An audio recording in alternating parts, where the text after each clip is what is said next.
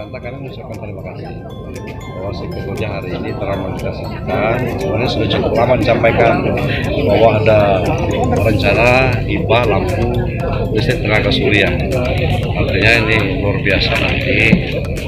Sekarang ini Dinas PUPR ini bayar listrik itu sekitar 80 miliar kan? Per tahun ya. Mudah dengan ada 10.000 titik ini artinya yang tenaga surya tidak perlu gitu bayar lagi kan ya. Ini akan mengurangi dan tentu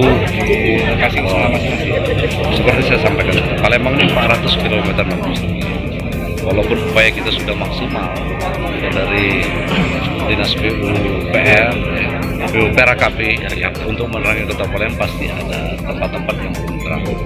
Mudah-mudahan dengan kehadiran ini nanti kiranya kan Lurah akan merekomendasikan di masing-masing tempat yang membutuhkan penerangan.